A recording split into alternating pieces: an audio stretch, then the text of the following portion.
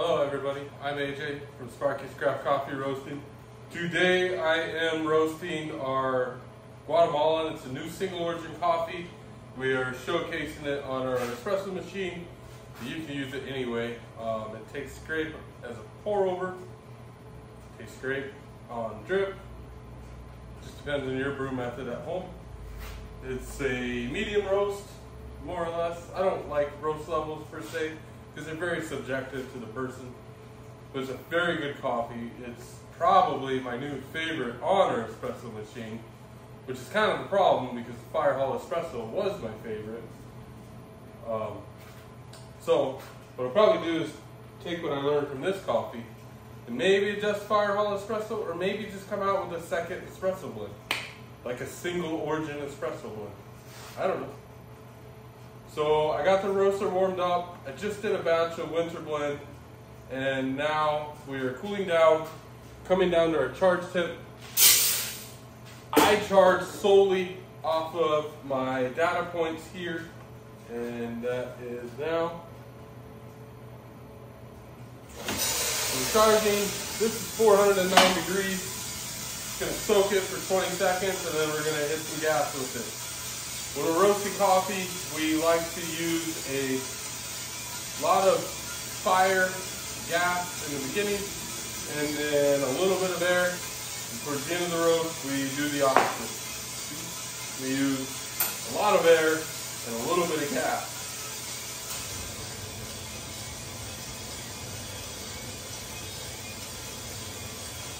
When we're roasting coffee, as my roasting coaches explained it to me when I was learning, was we're charging like a thermal battery. So that's why we preheat the roaster, we warm it up, we're charging that thermal battery. Then, as the roast starts going, we're essentially using fire to trickle charge that battery and keep thermal power going.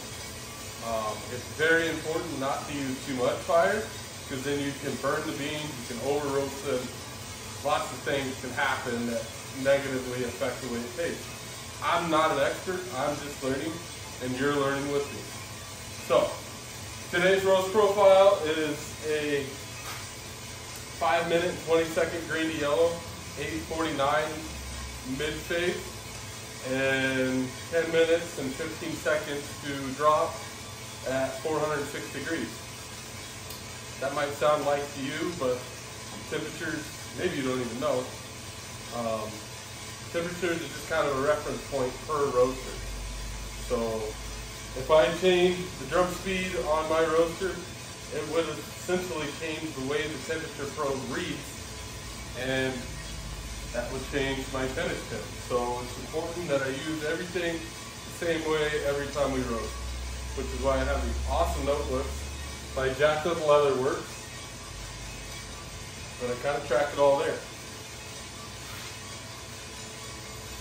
Speaking of important, I missed my air adjustment, which happens, but it's not the end of the world. It'll correct itself. Being as I have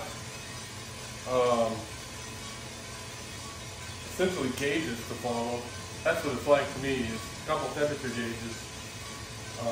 I was able to recognize that I missed my air adjustment and corrected it before I got too far into the roast. So I'm working on getting a lav mic. Sound will get better. I want to keep doing these, so for now we'll just have to work through it and deal with it. This coffee is super awesome with milk. My favorite espresso drink is a cortado, and it's been some of the best cortados I've made in a while. And I like them all. It's a washed coffee.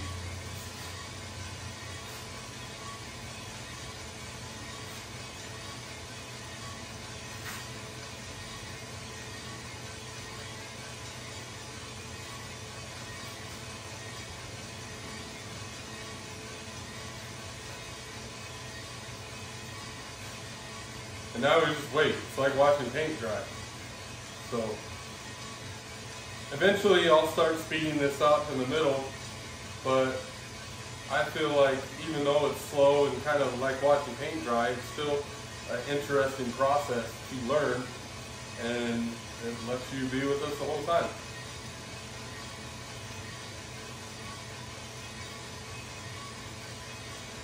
So a little update on coffee beans. So we charged at 409. The bean temperature got to a low point, or the turning point, of 164, and now we're up to 277 degrees, 4 minutes and 13 seconds later. We're coming up to our green to yellow marker, and that's where I'll make my first 2 adjustments. I try to keep the adjustments very simple in the roast process because it's just simplicity and consistency. The more variables you add, the more variables you have that could affect things, or you don't really know what changed and what didn't. So when you're learning to roast, if you roast, just make one change at a time. Keep it simple.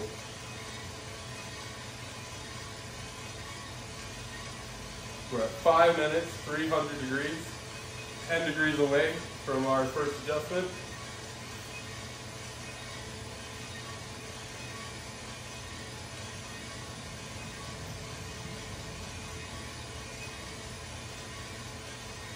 The time should be 5:21. Let's see how close we get. 311 degrees at 5:21 and 311 at 5:23. Not bad.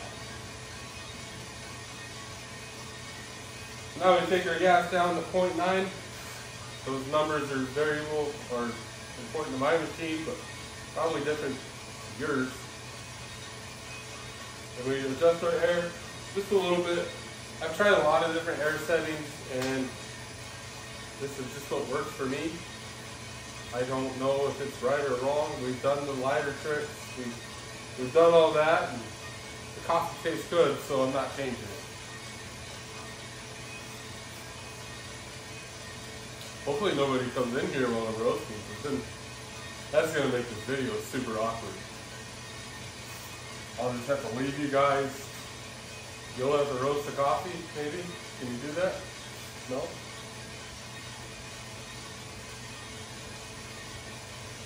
So I told you the roast was 10 minutes, 15 seconds. We're at 6:30, so we're already almost done. See, it's not that long.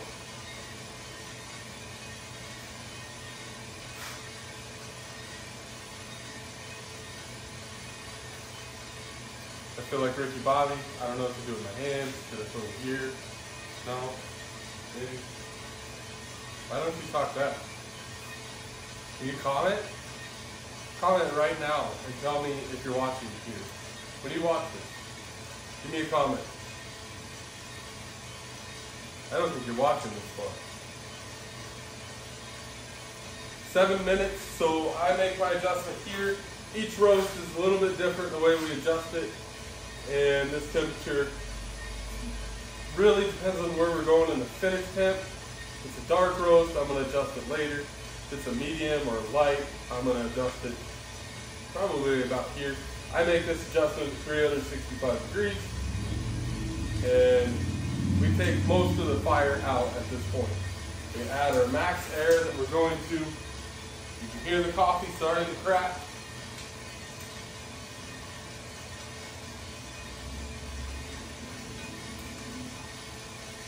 There we go. So now we're just going to kind of ride this thermal battery down, and I want to drain the battery at this point.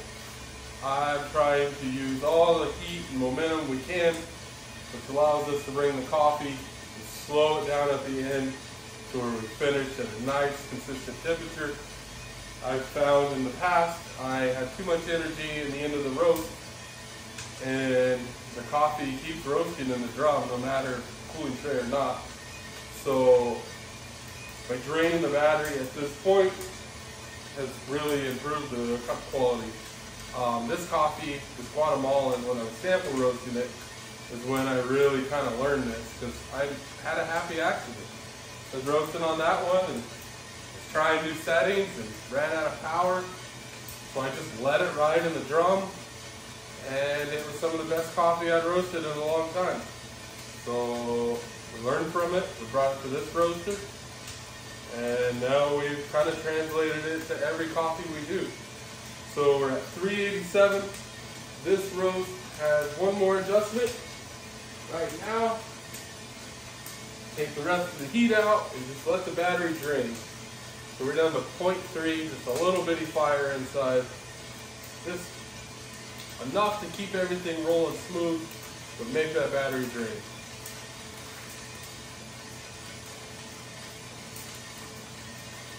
I will shut the gas off at 399 in my notebook, and then we just ride it the rest of the way. We're at 9:30, so we're right on schedule with everything.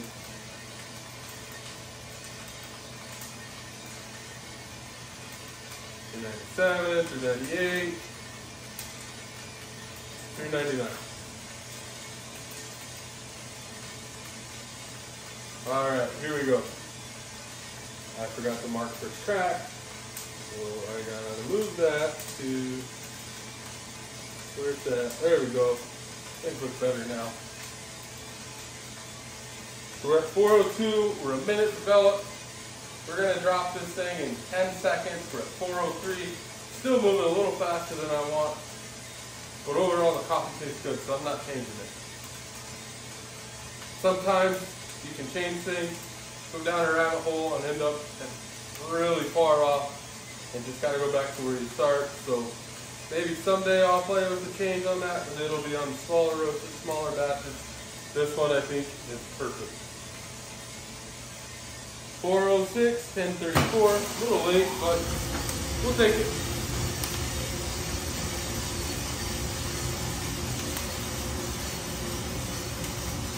Probably could have stopped at 10:30. I don't know. It's good enough. It'll be delicious. This is shop coffee, so this will get brewed on our espresso machine in about 10 days. It's important to let your coffee roast for espresso. How long? I don't know. How long do you let it rest? Do you even know about rest? I didn't before I got into coffee roasting. Save this profile. Well, I guess I'll show it to you first.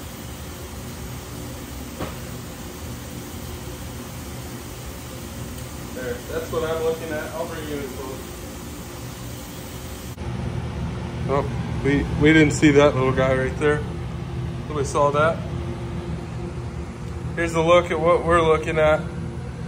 So you can see right here, I could tell that I didn't have the fan setting right, and that's why that line is off. Everything else kind of maybe is affected a little bit by that. Overall, this roast looks perfect. These variances right here, that ain't nothing. Even that's not nothing. So overall, great roast. This will taste amazing, and we'll have some in 10 days.